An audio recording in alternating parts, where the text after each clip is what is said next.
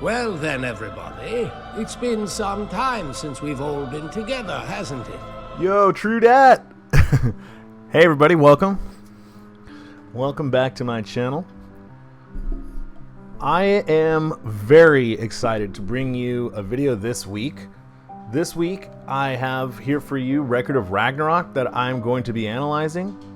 I have a book here that goes like just hand in hand with it.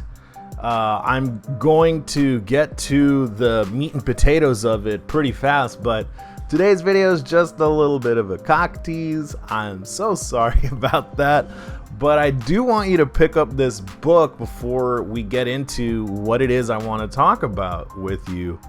And that is How to Negotiate as If Your Life Depended on It. What does that have to do with Record of Ragnarök? Well, I'll tell you what. I'll show you.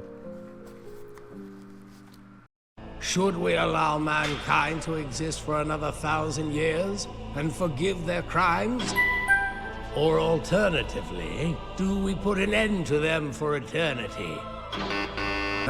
Holy heck, boy, do I tell you what, I would not want to be in the situation that humanity is in at the moment. Oh, wait, it's about doomsday o'clock. So, the unconscious mind has in it a very cool part of humanity.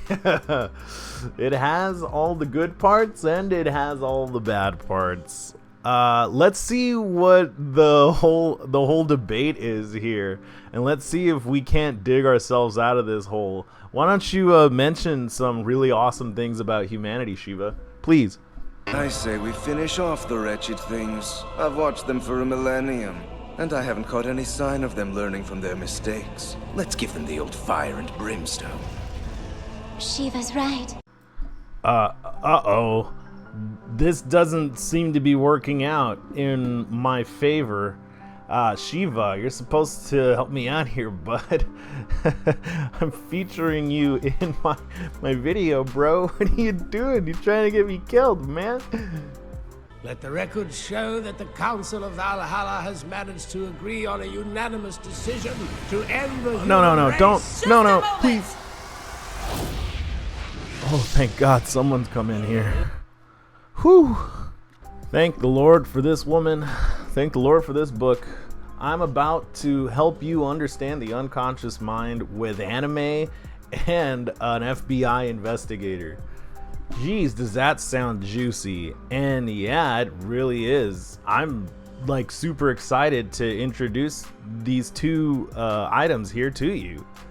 What I'm going to do is I'm going to go over kind of a step-by-step tutorial of the negotiation that goes on here. The whole reason that this anime happens, honestly, it's probably like a huge crescendo in the series that is not looked at enough. So I want to show you why it's such a beautiful thing. And oh my goodness, is that Brunhilde a very awesome person, body and soul. Because in order to do what she has done, she needs soul, and she is a soul sister. Dare I say, my waifu. Let's get into that weeb territory. What do you say? What in the world do you think you're doing, sis? You can't just raise your voice against the all-powerful like that! Pardon my intrusion, your eminences, but with all due respect, there's something I'd like to discuss first. So I want to get to a really awesome point across to you guys. Using the unconscious mind, you can negotiate to a better place, some place where you probably never thought existed, and I'll prove that to you right now with the story that the very true story that is in this book. I shall read it aloud to you. Back in Haiti, a few hours after the kidnappers had snatched his aunt, I was on the phone with the politician's nephew. There was no way their family could come up with $150,000, he told me, but they could pay between $50,000 and $85,000. But since learning that the ransom was just party money, I was aiming much lower. $5,000.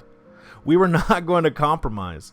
Now, this seems kind of crazy, huh?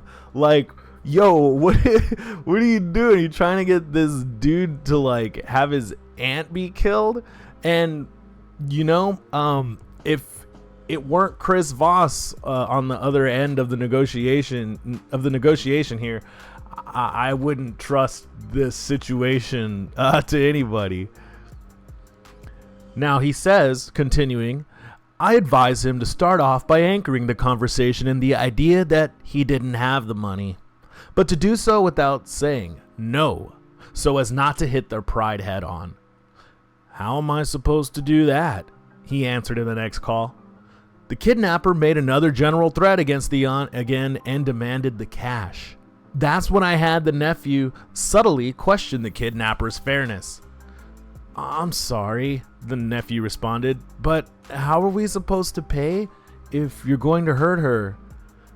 That brought up the aunt's death, which was the thing the kidnappers most wanted to avoid. So, if you're looking at this in disbelief, I gotta say there's like some really key points here that we're gonna be going over in the upcoming videos that will be like the Jedi mind trick of sorts. These are not the droids that you are looking for. And then the guy goes, these are not the droids I am looking for. Continuing, they needed to keep her unharmed if they hoped to get any money. They were commodity traders after all. Notice that to this point, the nephew hadn't named a price. The game of attrition finally pushed the kidnappers to name a number first. Without prodding, they dropped to $50,000. This isn't looking good for the 5,000, is it? Continuing. Now that the kidnapper's reality had been bent to a smaller number, my colleagues and I told the nephew to stand his ground. How can I come up with that kind of money? We told him to ask. Again, the kidnapper dropped his demand to $25,000. Dang, that's a lot of cash. They're in this dude's head. You can tell they dropped it that drastically. Now, continuing. Now that we had him in our sights, we had the nephew make his first offer, an extreme low anchor of $3,000. The line went silent. The nephew began to sweat profusely, but we told him to hold tight. This always happened at the moment the kidnapper's economic reality got totally rearranged. When he spoke again, the kidnapper seemed shell-shocked, but he went on. His next offer was lower, $10,000. This is how I want all of my negotiations to go. And mind you, I've had negotiations go like this, and this doesn't seem too outlandish to say. Have you ever tried negotiating with a toddler? Yeah, that's like negotiating with a hostage situation. You're hostage. Your sanity's hostage. All right, let's continue. Then we had the nephew answer with a strange number that seemed to come from deep calculation of what his aunt's life was worth. $4,751. His new price? $7,500. In response, we had the cousin spontaneously say he'd throw in a new portable CD stereo and repeated the $4,751. The kidnappers, who didn't really want the CD stereo, felt there was no more money to be had. They said yes. 6 hours later, the family paid that sum and the aunt came back home safely. Man, that is one of the coolest stories that I have ever heard. And imagine like if you use these tactics and it's not as high stakes as this one instance, man, are you going to be like better prepared for life? And just to close here, the unconscious mind is like this. If you don't go in prepared, to your whole life, like you can get beat up really bad. Like these kidnappers ego did. They got they probably had what they call it's you either get buyer's remorse or you get I forgot the other term. Dang, I'll edit it in here.